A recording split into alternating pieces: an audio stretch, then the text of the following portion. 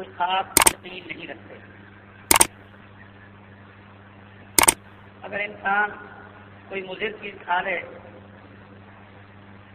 زہر پتہ لگ جائے کسی کو، تو زہر کوئی نہیں کھاتا. کیوں؟ جانتا ہے کہ اگر میں نے زہر کھا لی تو کیا تھا. اسی طرح سے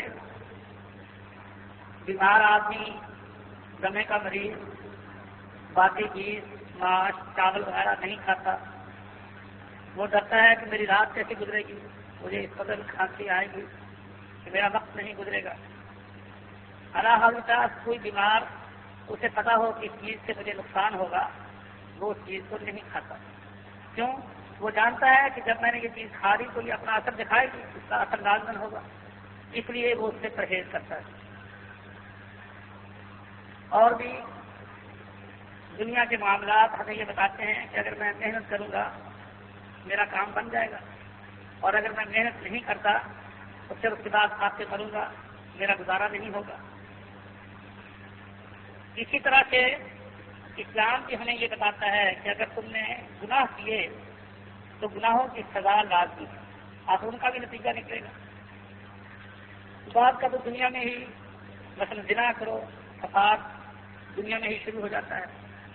اسی طرح سے ڈاکے ڈالو تو دنیا میں ہی فساد ہوتا ہے، اس کے نتائج اور اس کے عواقب جو ہیں بہت برے برے نکلتے ہیں. اور کوئی گناہ کرو اگر اس کا اثر دنیا میں ظاہر نہ ہو، اللہ تعالیٰ فرماتے ہیں کہ اس کے بعد جو جہان ہے وہاں اس کا اثر ظاہر ہوگا. یہ تمہیں کبھی نہیں سوچنا چاہیے کہ جو دل میں آئے کرتے چلے جاؤ، کچھ نہیں ہوگا. جیسے ماش کی دال کھانے سے بلغم بڑھے گی، جیسے زہر کھانے سے موت واقع ہو جائے گی، اسی طرح سے گناہ کرنے سے معاملہ جو ہے وہ خراب ہوگا. اب یہ دنیا گناہ کر رہی ہے، کوئی حد ہے گناہ، اس کثرت کے ساتھ گناہ ہو رہے ہیں. کون سا گناہ ہے جس کو لوگ بے خوف ہو کر نہیں کرتے؟ لیکن یہ ڈر ہی نہیں کہ اس کا نتیجہ کوئی الٹا نکلے گا. تو جب گناہ ہوتے ہیں جن کو تو اللہ تعالیٰ نے بصیرت دے رکھی ہوتی ہے، جو سمجھ والے ہوتے ہیں وہ تو بہت ڈرتے ہیں کہ پتہ نہیں کب خدا کا عذاب آ جائے. اور جن کو یہ سمجھ نہیں ہوتی وہ بے فکر رہتے ہیں، انہیں اس کا کوئی خیال نہیں ہوتا. وہ خود گناہ نہ بھی کریں تو بھی بے فکر، اور اگر گناہ کرتے رہیں تو بھی انہیں کوئی ڈر نہیں. ہمیں اس بات کو خوب ذہن نشین کر لینا چاہیے کہ جب ہم کوئی گناہ کرتے ہیں تو اس کا پہلا اثر تو یہ ہے کہ اللہ ناراض ہو جاتا ہے. لوگ پوچھتے ہیں کہ یہ اللہ کس چیز سے راضی ہوتا ہے؟ گناہ کے کاموں سے اللہ ناراض ہوتا ہے، نیکی کرنے سے اللہ خوش ہوتا ہے. اور پھر اگر گناہ کرتا چلا جائے آدمی نہ کرے تو بالکل ایسے ہی ہے جیسے کوئی آدمی جرم کرے، چوری کرے اور کوئی خرابی کرے تو حکومت کی پھر نگاہ میں آ جاتا ہے کہ چلو ایک دفعہ ہوا، دو دفعہ ہوا، یہ تو آدمی مجرم ہے، اس کو تو پکڑنا چاہیے، یہ تو سارے معاشرے کو خراب کر دے گا. تو جب انسان گناہ کرتا رہتا ہے اور ڈرتا نہیں، توبہ استغفار نہیں کرتا، تو اس کے بعد اللہ تعالیٰ کا غضب جو ہے پھر جوش میں آتا ہے. خدا کی پکڑ جو ہے وہ پھر کبھی اجتماعی صورت میں اور کبھی انفرادی صورت میں، اول تو دنیا میں آخر تو پھر ہے ہی ہے.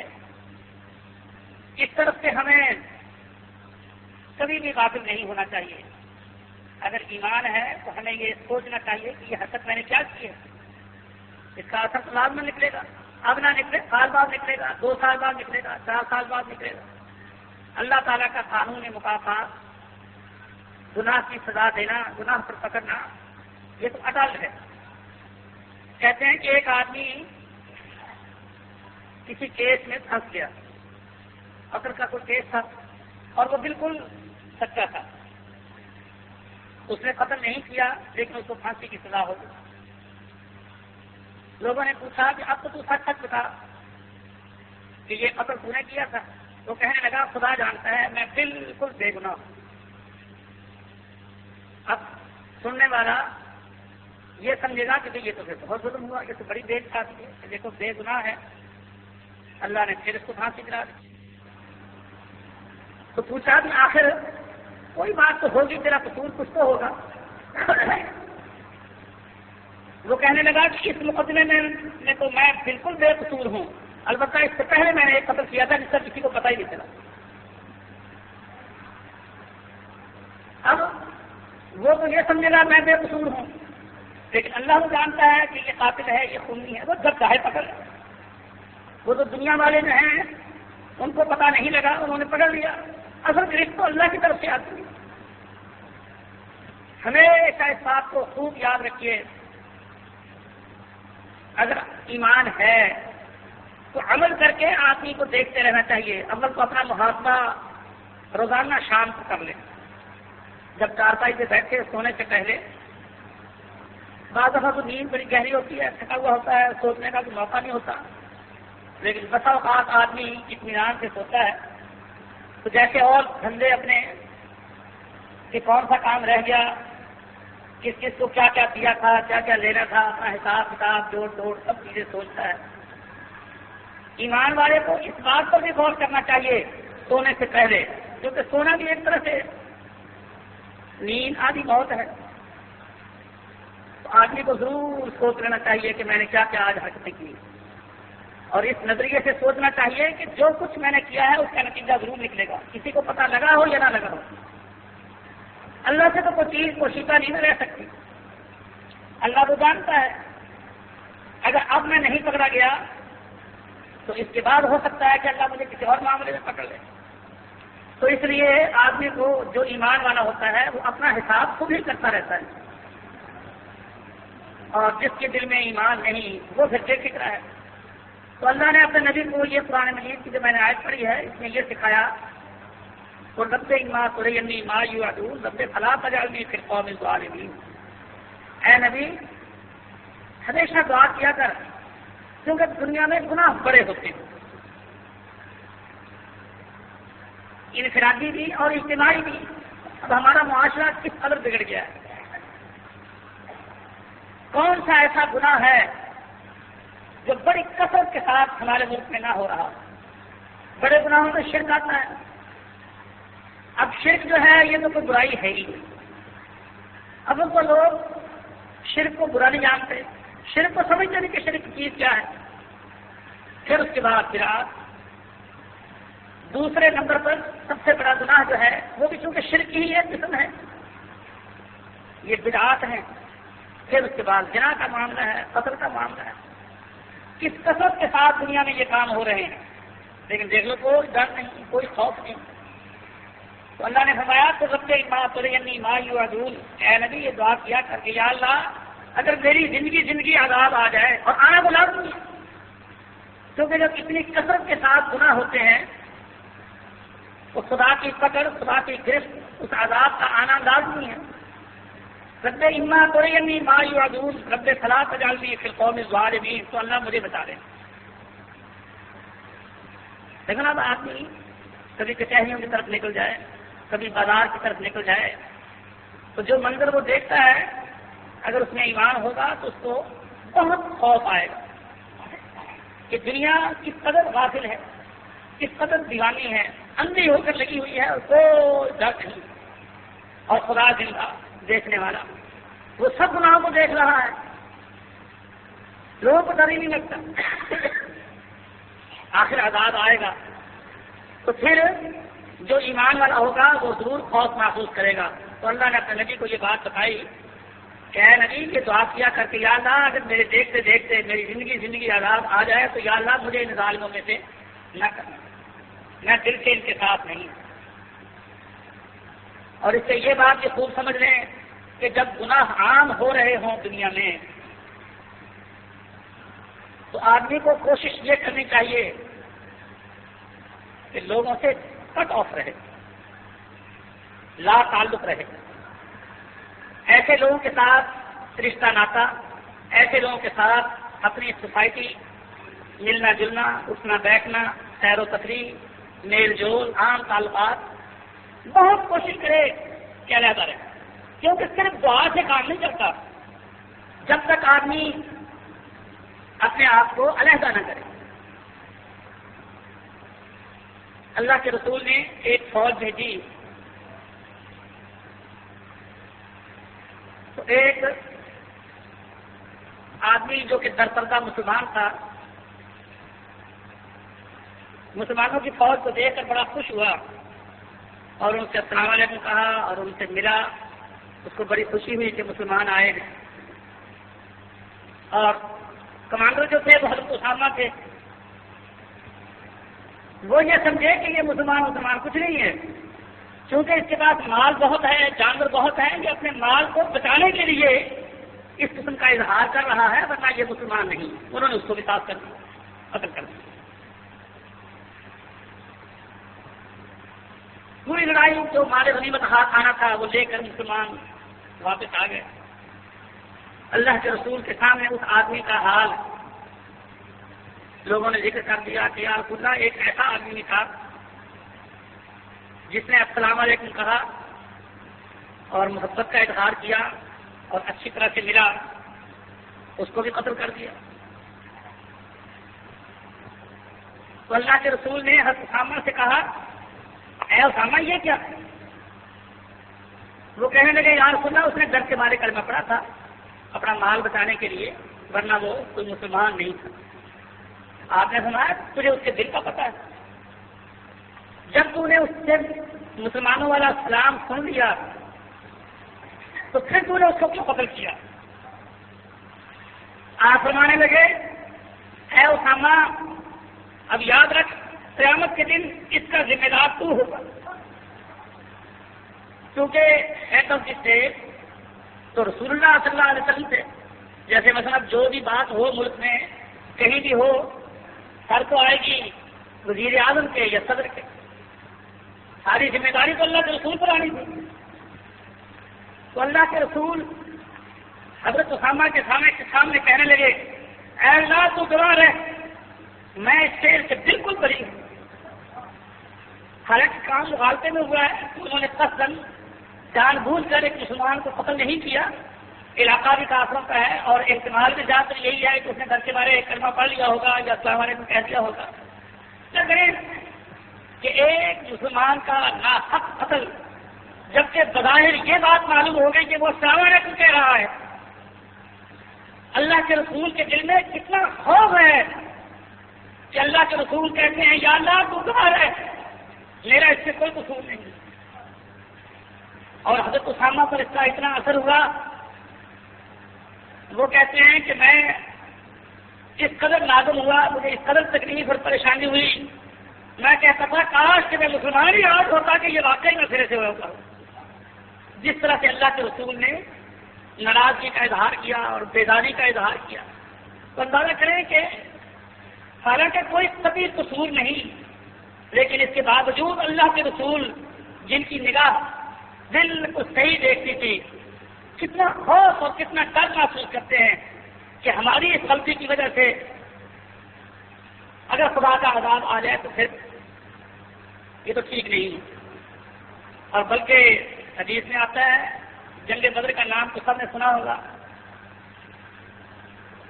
جنگ بدر میں اس کو کافر مارے گئے 70-72 کے قریب، اور اتنے ہی کافر تھے بڑے بڑے سرگنے لیڈر، وہ قید ہو گئے. مسلمانوں نے ان کو قید کر لیا. اب ان کے ساتھ کیا سلوک کیا جائے؟ اکثر کی یہ رائے تھی کہ ان کو چھوڑ دیا جائے، ان سے فدیہ لے لیا جائے، قیمت ان سے وصول کر لی جائے ان کی جانوں کی، اور ان کو چھوڑ دیا جائے، ان کو معاف کر دیا جائے. اللہ کے رسول نے ایسا ہی کر دیا. لیکن بعض حضرت صاحب بن معاذ، حضرت عمر یہ کہتے تھے کہ نہیں، ان کو قتل کیا، یہ کفر کے سرغنے ہیں، یہ رنگ لیڈر ہیں، ان کو قتل کرنے سے کفر کا زور ٹوٹے گا، ان کو قتل کیا جائے. لیکن زیادہ تر سوچ بچار کر کے کہ مسلمانوں کو کی مالی حالت بڑی کمزور تھی، ان سے فدیہ لیں گے، مسلمانوں کی مالی حالت بہتر ہو جائے گی، اور پھر شاید ان میں سے کچھ لوگ مسلمان بھی ہو جائیں. بہت دور کی باتیں سوچ سوچ کر ان کو چھوڑ دیا گیا، ان سے فدیہ لے لیا گیا. اب اندازہ کریں یہ قرآن مجید میں ہے، لولا کتاب من اللہ سبق لمسکم فیما اخذتم فیہ عذاب عظیم. یہ جو تم نے ان کو چھوڑ دیا، اگر اللہ کا پہلے سے یہ فیصلہ نہ ہوتا کہ اللہ نے اپنے نبی کو بھی معاف کر دیا اور باقی کو بھی معاف کر دیا، تم پر خدا کا عذاب آتا۔ حالانکہ کیا ایسا تو خیر بھی نہیں ہے، لیکن اس کے باوجود قرآن کے الفاظ دیکھیے گا، اور اللہ کے رسول نے بلکہ یہاں تک فرمایا کہ اگر خدا کا عذاب آ جاتا سوائے عمر کے اور سعد بن معاذ کے اور فلاں فلاں کے کوئی نہ بچتا، سب عذاب میں ٹک جاتا۔ یہ قانون، اللہ تعالیٰ کی یہ پالیسی، اللہ تعالیٰ کا یہ طریقہ، اس کو دیکھیے اور آج کل اپنے حالات دیکھیے۔ ہم لوگ گناہ کرتے ہیں بالکل نہیں ڈرتے، شرک کریں، بدعت کریں، ظلم کریں، اور ظلم جو ہے شرک بہت بڑا گناہ ہے، بدعت بہت بڑا گناہ ہے، لیکن ان کی سزا ہو سکتی ہے اللہ تعالیٰ کچھ دیر سے دے، لیکن ظلم، کسی یتیم پر ظلم کرنا،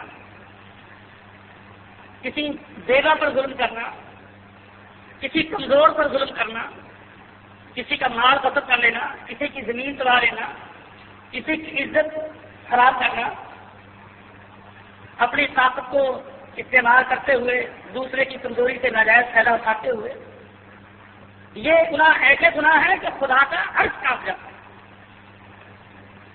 اس لیے امام تیمیہ نے لکھا ہے نا، وہ کہتے ہیں کہ اگر ملک میں اسلام ہو لیکن ظلم ہو رہا ہو تو ملک نہیں بچ سکتا، اور اگر ملک میں کفر ہو لیکن انصاف ہوتا ہو تو ملک بچتا ہے، کیونکہ ظلم ایک ایسا کام ہے کہ خدا کو فوری کارروائی کرنی پڑتی ہے۔ ظلم ایک ایسی برائی ہے کہ اس سے خدا کو فوری کارروائی کرنی پڑتی ہے۔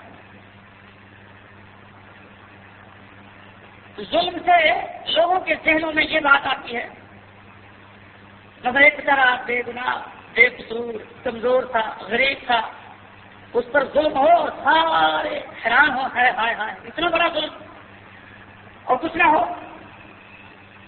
کارروائی کوئی نہ کی جائے، انصاف نہ ہو، تو لوگ کہتے ہیں اللہ نہیں ہے، اگر وہ ہوتا تو کچھ تو کرتا،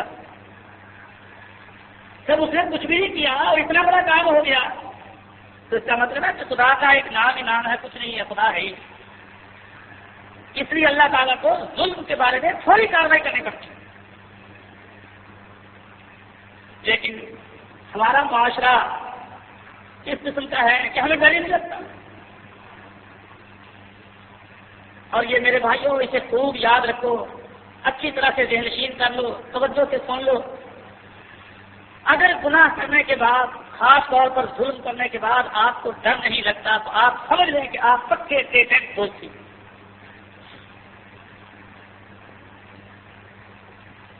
آپ نے ظلم کیا اور آپ کو ڈر نہیں لگتا تو سمجھ لیں کہ آپ کی حص ختم ہے، ایمانی حص آپ کی ختم ہے، آپ کا ایمان مردہ ہے اور آپ کی خیر ہے۔ اگر دل میں ڈر آ جائے گناہ کرنے کے بعد تو پھر انسان اپنی حیثیت کو بالکل بھول جاتا ہے کہ میں اتنا بڑا افسر، میں اتنا بڑا چودھری، میں اتنا بڑا آدمی، یہ باتیں سب بھول جاتی ہیں اگر خدا کا خوف دل میں۔ حضرت عمر باہر تو وفد وغیرہ آیا ہوا تھا تو ان سے تو باتیں کر رہے تھے، ایک آدمی نے آ کر کوئی 10 معقولات لا کر تو الٹی سیدھی بات کر دی، درمیان میں بات چھیڑ دی، حضرت عمر کو غصہ آ گیا، انہوں نے اس سے ایک لگا دی، تھوڑا چھوڑا تو ان کے پاس وہ درا تو ان کے پاس رہتا ہی تھا، ایک سکھایا وہ بیچارہ اپنا سمو لے کر چلتا بنا۔ اب اس میں یہ طاقت تو تھی نہیں کہ حضرت عمر سے مقابلہ کرتا، شرمندہ تو ہو کر چل پڑا۔ ابھی تھوڑی دور ہی گیا تھا کہ حضرت عمر نے سوچا کہ کیا بات تھی جس پر تو نے اس کو یہ سزا دے دی، کل جب تو خدا کے پاس جائے گا تو پھر تیرا کیا حال ہوگا، تیرے پاس کیا جواب ہوگا۔ یہ سمجھ لو کہ وہ اتنی عام سمجھ کا آدمی نہیں تھا کہ وہ سمجھتا کہ میں اب نہ بات کروں پھر کر لوں گا۔ بعض بیچارے مخلص نیک لوگ ہوتے ہیں لیکن اتنی سمجھ نہیں ہوتی کہ میں اس قسم کا مسئلہ نہ پوچھوں یا اب یہ بات نہ کروں پھر کسی کا پتہ کر لوں. بعض لوگ کسی سے ملنے جاتے ہیں، حالانکہ مسئلہ تو یہ ہے کسی کے گھر ملنے جاؤ 3 آوازیں دو، اگر اندر سے کوئی جواب نہ آئے تو وہاں نہ چلے. بالکل ناراض نہ ہو کہ دیکھو جی عجیب بات اندر سے بھی نکلا. بعض آدمی بےوقوفی کی وجہ سے دروازہ کھڑکائے جا رہے ہیں کہ نکل بار کیوں نہیں نکلتا، بار بار بار بار. یہ اللہ کو بات پسند نہیں. یا کسی کو اچھا معزز آدمی ہے، عالم ہے اور اچھی عزت والا کوئی آدمی ہے، اس کو بےحودہ بھونڈے طریقے سے اس کو آواز دے کر نام دے کر بلانا. جیسے کہ کچھ لوگ آئے اور باہر سے ہی اللہ کے رسول کو آوازیں دینے لگے، یا محمد اخرج الینا، محمد باہر آ. اب اللہ کے رسول اور نام یہ لے کر کہ یا محمد اے محمد باہر آ. اب دیکھو یہ بھی ہمارے بریلوی بھائی کہتے ہیں نا یا محمد. اس موقع پر سورہ حجرات میں یہ واقعہ ہے. اس موقع پر احمد رضا خان جو بریلویوں کے امام ہیں، بڑے بڑے بریلوی عالم بھی کہتے ہیں کہ یا محمد کہنا ٹھیک نہیں. یا محمد کو میں اے محمد، او محمد پنجابی، او محمد اردو میں ارے محمد اے محمد. یعنی یہ بے ادبی ہے، یہ گستاخی ہے اللہ کے رسول کو یا محمد کیسے پکارنا.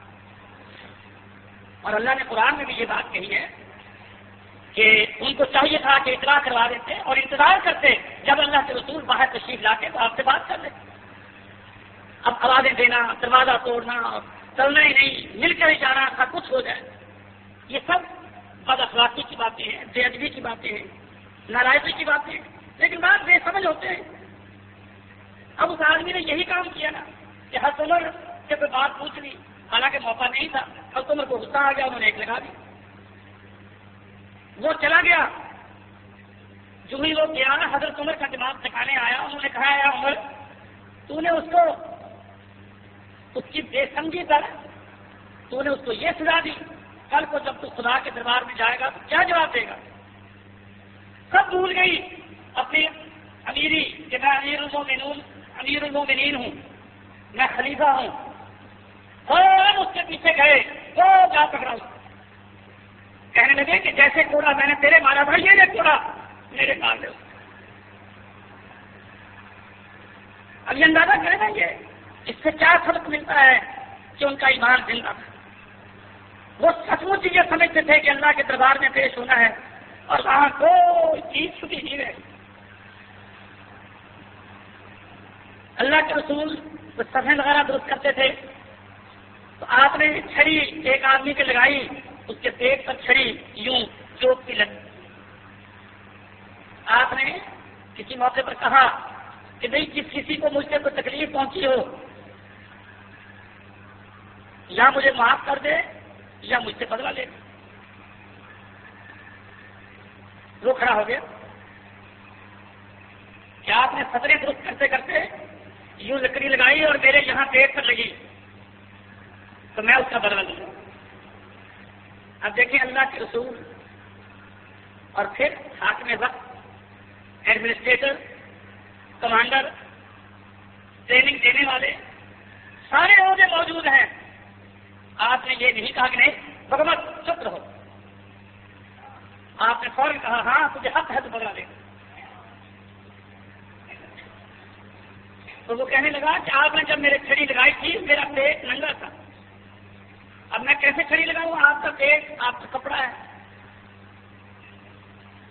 آپ نے کپڑا اٹھا دیا کہ جیسے تو ننگا تھا میں بھی ننگا کر دیتا ہوں، اسی طرح سے تو میرے چھڑی مار. کیونکہ وہ مسلمان تھا، اس کو آپ کی عقیدت تھی اور وہ جانتا تھا کہ یہ آپ نے کوئی کام قصد نہیں کیا، یہ تو اتفاقاً ایسی بات ہوئی ہے. اگر آپ سے چمٹ گیا اور جہاں اس کے چھڑی لگی تھی وہیں آپ نے اس نے بوسا لے لیا، چومنے لگے کہ یا رسول اللہ میں آپ سے انتقام لیتا ہوں، آپ نے تو برائی کی ہے، کوئی گناہ کا کام کیا. لیکن آپ کو دیکھیں کہ کتنے بڑے پیغمبر ہوتے ہوئے، کتنے خدا کے لاڈلے اور پیارے ہوتے ہوئے ڈر کتنا ہے دل میں.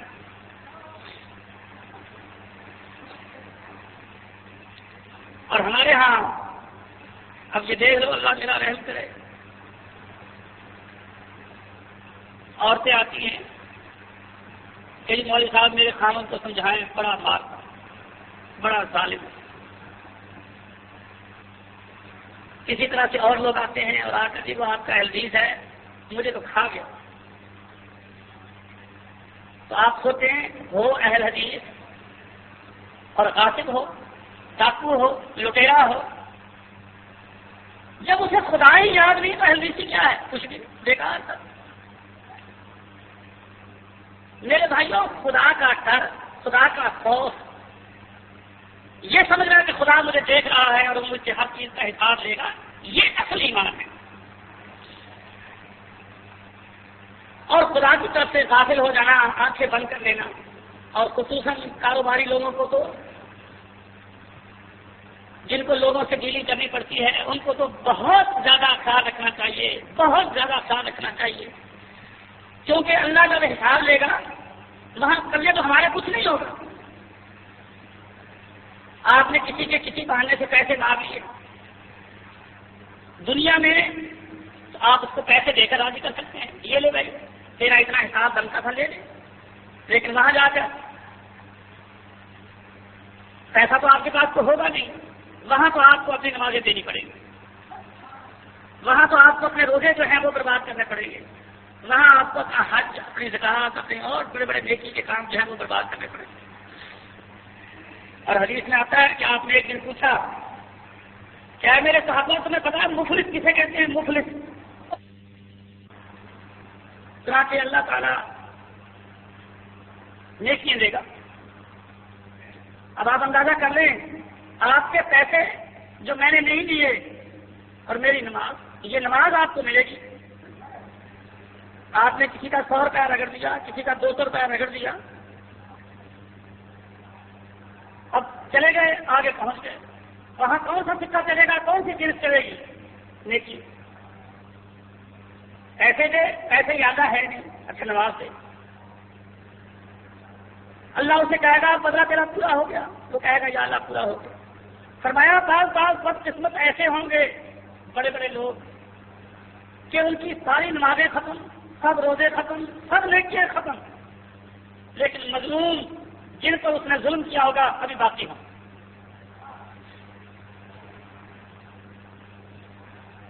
کہے گا یا اللہ ہمارا حق دلا۔ اب دوسری صورت کیا ہوگی؟ پھر اللہ تعالیٰ ان مظلوموں کے گناہ اٹھا کر اس کے ذمہ ڈال دے گا، کیونکہ نیکیاں تو ان کی ختم ہو چکی ہیں، ان کے گناہ جو ہیں اللہ تعالیٰ ان کے ذمہ ڈال دے گا۔ اس طرح سے مرادی ہوں، یہ بدلے کی صورت ہے۔ دوستی جنتی بن جائیں گے، جنتی دوستی بن جائیں گے۔ فرمایا نمازی، حاجی، روزے دار، سب نیکیاں کمانا بالکل خالی اور محروم ہو جائے گا، اس کو دوزخ میں ڈال دیا جائے گا، اور مظلوم جو ہیں اس کی نیکیاں لے جائیں گے۔ اچھا آپ ویسے سوچیں کہ یہ نظام جو قرآن کے اندر موجود ہے، جو احادیث میں موجود ہے، اگر اس پر ہمارا مسلمانوں کا ایمان ہو تو کہیے دنیا میں کوئی فساد، دنیا میں کوئی گڑبڑ کبھی رہ سکتی ہے، لیکن بات کیا ایمان ہے ہی نہیں۔ نہ ہمیں اللہ یاد، نہ ہمیں آخرت کی فکر، نہ ہمیں جزا اور سزا کا خیال، نہ ہمیں حساب کا ڈر، بے فکر ہو کر وقت گزار چلے جاتے۔ اب آپ اندازہ کر لیں اللہ کے رسول کیا درجہ تھا آپ کا، آپ کی کیا شان تھی، لیکن خامد بیوی کا تعلق، بیویاں آپ سے لڑ پڑتی، جیسے خامد بیوی کی آپس میں ہو ہی جاتی ہے، اور زبان درازی کر بیٹھتی ہے۔ اللہ کے رسول نے کبھی یہ بھروس نہیں دکھائی کہ ہے میں رسول، میں نبی، تو بولے۔ آخر اللہ کے رسول برداشت کرتے۔ حضرت حفصہ حضرت عمر کی بیٹی، آپ جانتے ہی ہیں کہ حضرت عمر کا مزاج بڑا گرم تھا، اور بیٹی پر بھی اس کا کچھ نہ کچھ اثر ہونا ہی تھا۔ حضرت حفصہ کو کچھ اس میں بولنے کی عادت تھی، اللہ کے رسول نے تنگ آ کر ارادہ کیا کہ میں طلاق دے دوں. انسانی کمزوری اس عورت کی اور مجبوری آپ کی. آپ نے ارادہ کر لیا کہ میں طلاق دے دوں, اور بات کہتے ہیں کہ طلاق دے لیجیے, ایک رجی طلاق. فوراً جبرائیل علیہ السلام آ گئے کہ یہ نمازیں پڑھنے والی, روزے رکھنے والی, یہ جنت میں میری بیوی ہوگی, اس کو چھوڑنا نہیں. اگر یہ بول بیٹھی ہے یا کوئی بات اس کے منہ سے نکل جاتی ہے, غصے میں آ کر ایسی بات ہو جاتی ہے, تو تجھے صبر کرنا چاہیے, برداشت کرنا چاہیے. یہ دیکھ کیسی نمازیں پڑھنے والی, کیسی روزے رکھنے والی, کیسی عبادت گزار, معمولی کی بات کر تو اس کو طلاق دے دے. ایک آدمی اپنی بیوی کے بارے میں بڑا تنگ کہ میری بیوی بڑی بد زبان ہے. حضرت عمر کے پاس شکایت لے کر آیا کہ میں حضرت عمر سے کہوں کچھ اس کا علاج کرواؤں. جب آیا تو دیکھا کہ حضرت عمر کی بیوی حضرت عمر پر لگی ہوئی ہے, سرلے سنا رہی ہے. سن کر چپ کے اسے چلا گیا کہ میں اس حکیم سے کیا علاج کرواؤں جو خود بیمار ہے. جب اس کی بیوی کا بنا رہی ہے تو میرا کیا علاج کریں گے, یہ تو عورتوں کا معاملہ ہے ہی. تو آپ اندازہ کریں یہ لوگ کیوں برداشت کرتے تھے. اس لیے کہ اللہ کا ڈر, اللہ کا خوف. تو یہ بات جو ہے یہ بڑی ضروری اور یہی سکھائی گئی جو میں نے آیت آپ کے سامنے پڑھی ہے. اور رب اما ترینی ما یوعدون رب فلا تجعلنی فی القوم الظالمین. کہ اے اللہ, اے نبی دعا کیا کر کہ یا اللہ لوگ گناہ تو بہت کرتے ہیں اور تیرا قانون اصل ہے کہ گناہوں پر سزا ضرور ملتی ہے, اس کا عذاب دنیا میں بھی ہو سکتا ہے. یا اللہ اگر میری زندگی میرے دیکھتے دیکھتے میری زندگی میں عذاب آئے تو یا اللہ مجھے ظالموں میں شمار نہ کرنا, میں ان کے ساتھ نہیں. تو دو باتیں نکلی, ایک تو انسان ظلم سے ڈرے, دوسرے گندے لوگوں کے ساتھ تعلق نہ رکھے, جتنا دور ہو سکتا ہو ان سے دور رہے. اور یہ بات جیسے میں نے بتایا, دیکھیے نیک اور بد کا اندازہ آدمی کو خود ہی ہو جاتا ہے کہ میں کیسا آدمی ہوں. جیسے میں نے پہلے بتایا کہ اگر گناہ کر کے آپ کو ڈر لگنے لگ گیا سمجھو کہ آپ نے ایمان ہے, اور انشاءاللہ العزیز امید ہے کہ آپ کی نجات ہو جائے گی. اور دوسری بات یہ کہ جب آپ کو یہ معلوم ہو جائے کہ یہ آدمی اچھا نہیں, اس کا کردار اچھا نہیں, یہ نیک نہیں, یہ پارٹی اللہ کی نہیں بلکہ شیطانی پارٹی ہے, اس سے دور رہنا. اگر آپ کے دل میں اس سے نفرت ہے, آپ اس سے دوری چاہتے ہیں, تو سمجھے کہ آپ کے اندر ایمان ہے. اور اگر یہ بات نہیں, بلکہ ہمارے یہاں تو ہوتا ہی ہے, رشتے کی تلاش ہوتی ہے, وہاں پتہ چلتا ہے آدمی کے ایمان کا. جب کوئی رشتہ تلاش کرتے ہیں اس وقت دیکھتے ہیں. ویسے تو جی دعا کرو جی مولوی صاحب, اللہ ہمیں معاف کر دے, اللہ ہمیں جنتوں میں لے جائے. کچھ دیر کے بعد لڑکی جوان ہو گئی, لڑکی کے رشتے کا معاملہ آ گیا, تو کسی نے کہا کہ جی ہاں وہ رشتہ تو ہے, لڑکا ڈاکٹر ہے, انجینئر ہے, 4-5 ہزار روپے تنخواہ لیتا ہے, لیکن نہ نماز پڑھتا ہے, داڑھی باڑھی بھی مٹاتا ہے, نماز بھی نہیں پڑھتا. چلو جی مولوی جی رشتہ کروا دو, کوئی بات نہیں, وہ تو ٹھیک ہو ہی جائے گا. اب اس کے دل میں وہ جو تھی نا نماز کی قدر, داڑھی کی قدر, دینداری کی قدر کچھ بھی, بس صرف یہ ہے کہ وہ یہ رشتہ بہت اچھا ہے. کیونکہ کیا اچھائی ہے کہ دیکھو جی برسر روزگار ہے, اتنا کما لیتا ہے, نماز نہیں پڑھتا. جی نماز تو پہلے لگ جائے گا, جوانی میں لڑکے کا سستی کیا ہی کرتے ہیں, بڑا ہو کر لگ جائے گا. یہ نہیں دیکھنا کہ جب میں لڑکی دے رہا ہوں یہ بے نماز ہے, یہ نمازی ہے, میں کافر کو دے رہا ہوں یا مسلمان کو دے رہا ہوں. بس عین کھل گیا اس کا ایمان, پتہ لگ گیا کہ یہ اس کا ایمان کیسا ہے, یہ مکار ہے, یہ منافق ہے, اس کے دل میں کیا وہ ہے. تو انسان کو پتہ چلتا ہے انسان کے اعمال سے. ایک آدمی گواہ پیش ہوا تو حضرت عمر نے کہا کہ اس کی صفائی کون دے گا کہ یہ گواہ گواہی کے قابل ہے. ایک آدمی صفائی دینے کے لیے تیار ہو گیا کہ جی میں صفائی دیتا ہوں. حضرت عمر نے کہا تو اسے جانتا ہے کہ جی ہاں میں اسے جانتا ہوں. اب جاننے کی بات کیا ہے کہ جی ہاں یہ حدیث ہے میں نے اسے فائدہ کر کے دیکھا تھا. حضرت عمر پوچھنے لگے تو بتا تو نے کبھی اس کے ساتھ سفر کیا ہے, تو نے کبھی اس کے ساتھ لین دین کیا ہے کہ جی نہیں سفر نہیں کبھی کیا, لین دین نہیں کبھی کیا, ایسا کوئی معاملہ نہیں کیا. پھر تجھے کیا پتا کہ دیکھ ہے جب. اور یہی وجہ ہے کہ اکثر لوگ ہم دیکھتے ہیں عربی عالم بھی کرتا ہے, رفع دین بھی کرتا ہے, تالیاں بھی خوب چوری کرتا ہے, اور جب اس کے گھر کے حالات کا پتہ لو اللہ میرا رحم کرے تک خائن ظالم غاصب بے ایمان تک.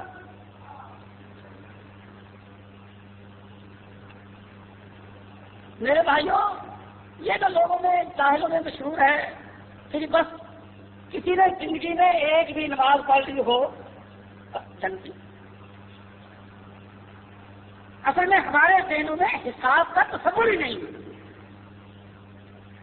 حساب کا ڈر ہی نہیں ہے کہ اللہ حساب لے گا اور مجھے اپنا حساب درست رکھنا چاہیے, مجھے گناہ سے کرنا چاہیے.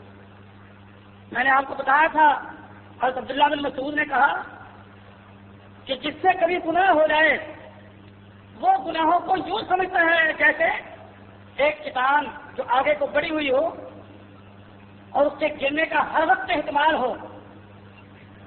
میں اس کے نیچے بیٹھا ہوں, پتہ نہیں کب گروں.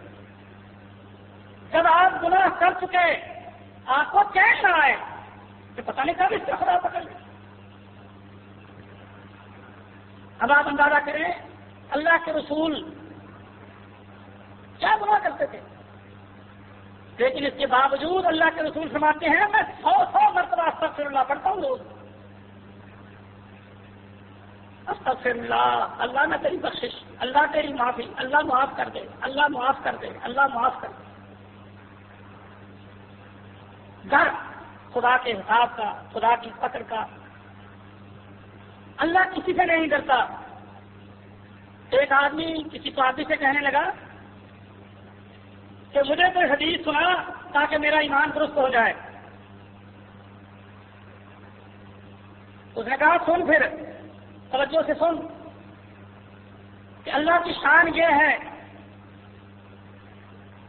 کہ اگر خدا تمام آسمان والوں کو, آسمان والے کون ہیں؟ فرشتے.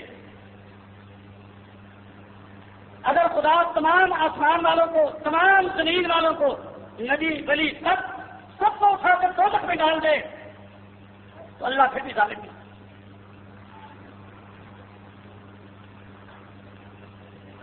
وہ آدمی حیران رہ گیا, ہکا بکا رہ گیا ہے کہ نبیوں کو بھی دوزخ میں ڈال دے, فرشتوں کو بھی دوزخ میں ڈال دے.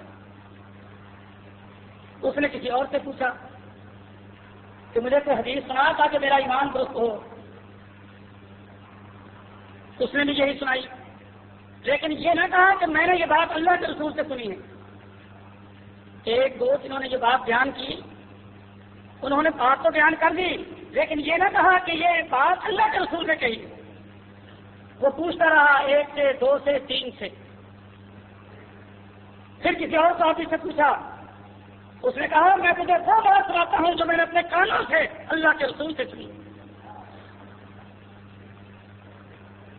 کہ اگر خدا تمام آسمان والوں کو اور تمام زمین والوں کو دوزخ میں ڈال دے تو وہ پھر بھی ظالم نہیں.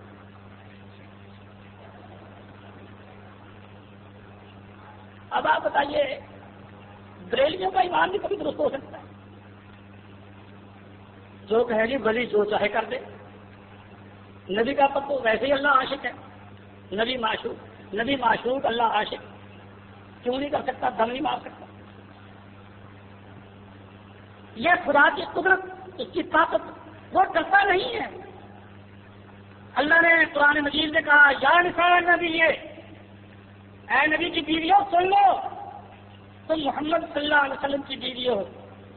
من یات منکن بفاحشۃ مبینۃ یضاعف لها العذاب ضعفین، تم میں سے جس کسی نے کوئی گناہ کا کام کیا دوگنا عذاب دوں گا۔ کہیں تمہارے دل میں یہ خیال ہو کہ یہ صدر کی بیوی ہے جو چاہے کر، یہ پرائم منسٹر کی بیوی ہے جو چاہے کر لے، اس کو پوچھنے والا کون؟ یہ میری حکومت، یہ اللہ کی حکومت۔ اللہ کسی سے ڈرتا ہے؟ کسی نبی سے، کسی ولی سے، کسی فرشتے سے؟ قرآن نے صاف کہہ دیا من یات منکن بفاحشۃ مبینۃ، تم میں سے جو کوئی واضح کھلا گناہ جو کہ عین ثابت ہو کرے گی، یضاعف لها العذاب ضعفین، اس کو اوروں کے مقابلے میں دگنا عذاب ہو۔ وکان ذلک علی اللہ یسیرا، یہ بات اللہ کو کوئی مشکل نہیں۔ اور ہمارے ہاں یہاں دیکھ لو، کسی افسر کی بیوی ہو، دفتر میں چلی جائے، کبھی کو کہے گا جی یہ رول کے خلاف ہے، جو یہ کہتی ہے وہی کرو، وہی رول ہے۔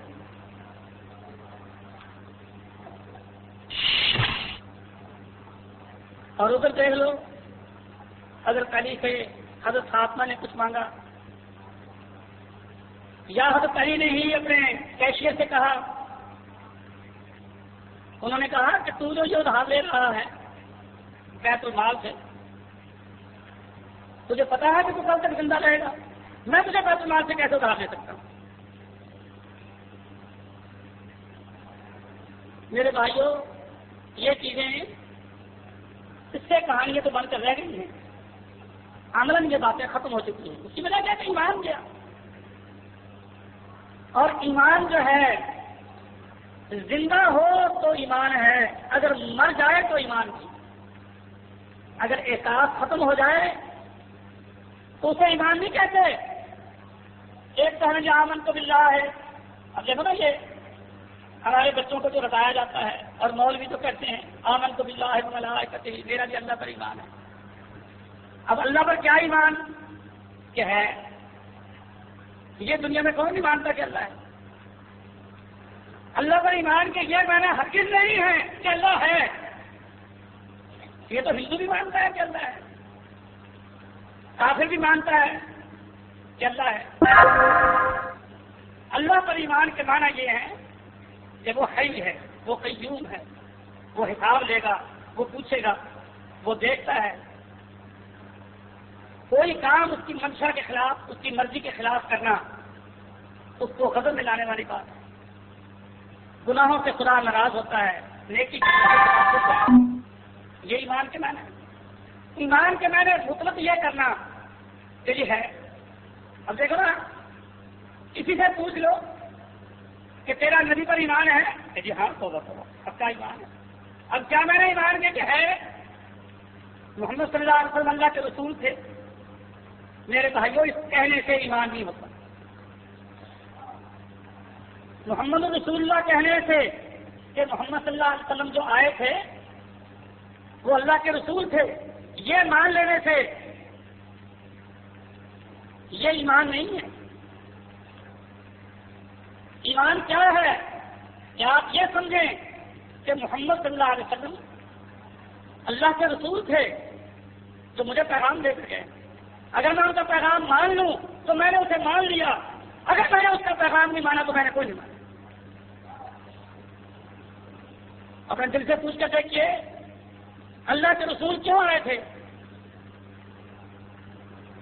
ابو جہل کو سمجھانے کے لیے آئے تھے، تجھے سمجھانے کے لیے نہیں آئے تھے۔ اپنے دلوں سے پوچھ لیجیے گا۔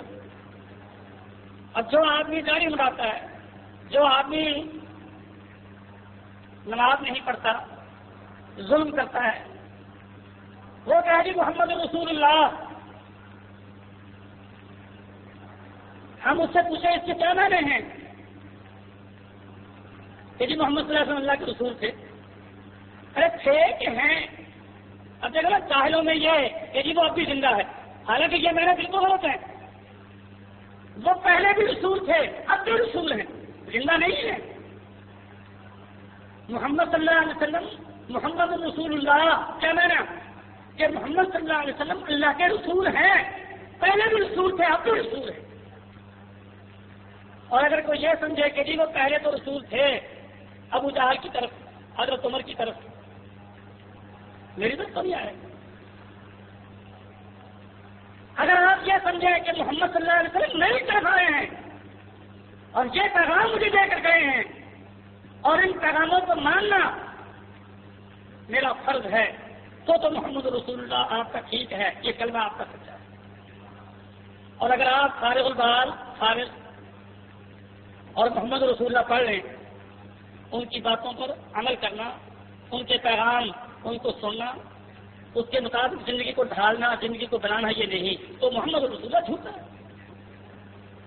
اسی طرح آمن کو باللہ, اگر اللہ کا خوف دل میں نہیں, اللہ کا حساب جو ہے اس کا ڈر دل میں نہیں, تو آمن تو باللہ بالکل جھوٹا ہے, اس کا فائدہ کچھ نہیں. دیکھیے میں بڑے آسان پیرائے میں سمجھا رہا ہوں, اگر اب بھی کسی کی سمجھ میں نہ آئے تو میں نہیں سمجھتا کہ آپ کا یہ عذر ہو کہ یا اللہ میں تو ان پڑھ,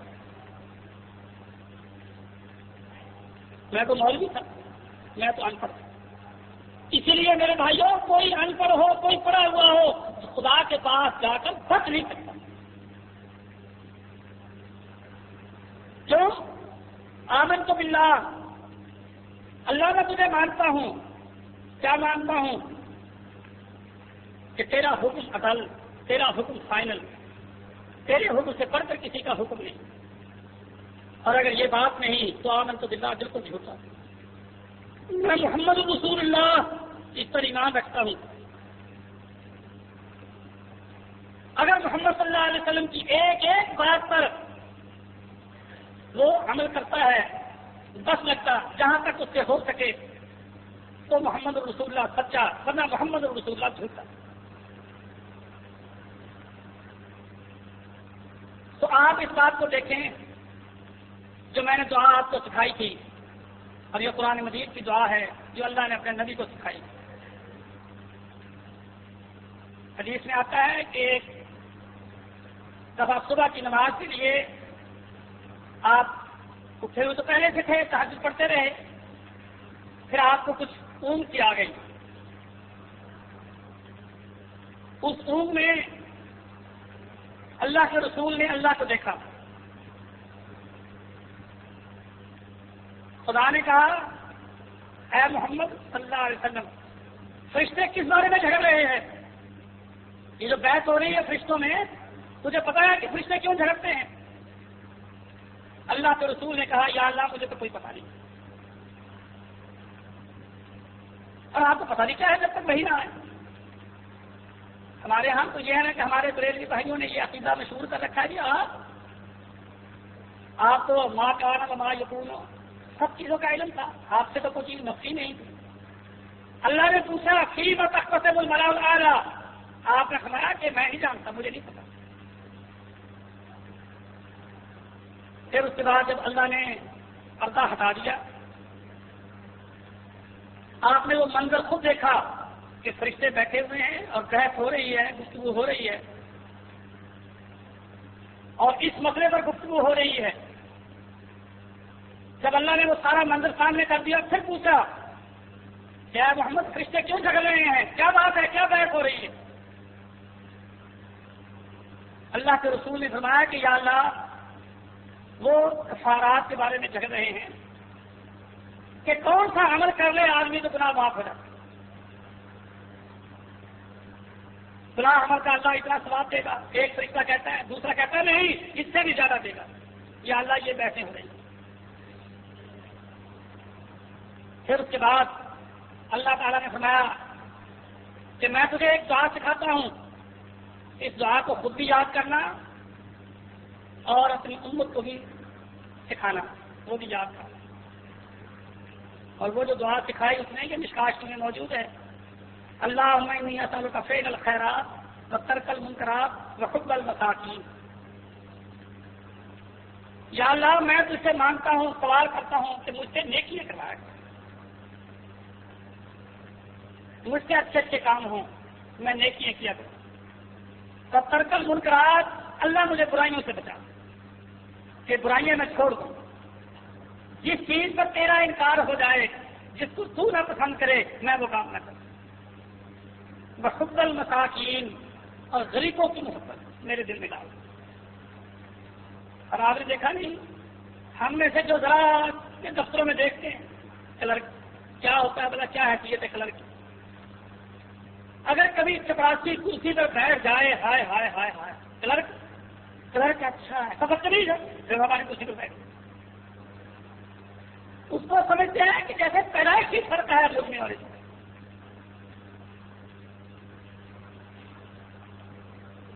اور میرے بھائیوں، یہ ایمان کی نشانی ہے، غریب آدمی نیکی کرتا ہو تو آپ کے دل میں ہر طرح کی محبت، بھول جائیں آپ اپنے باپ کو، اپنی ماں کو، اپنے بھائی کو، اپنی برادری کو، اپنے اسٹیٹس کے لوگوں کو بھول جائیں، آپ اس آدمی کی عزت آپ کے دل میں اتنی ہو۔ اور میں کیا عرض کروں آپ سے کہ بعض غریب بیچارے ان پڑھ جائے، خدا کی قسم مولویوں سے زیادہ نیک ہو، اور اگر آپ کے دل میں ان کی محبت نہیں تو سمجھ رہے ہیں کہ آپ میں وہ ایمان والی بات نہیں۔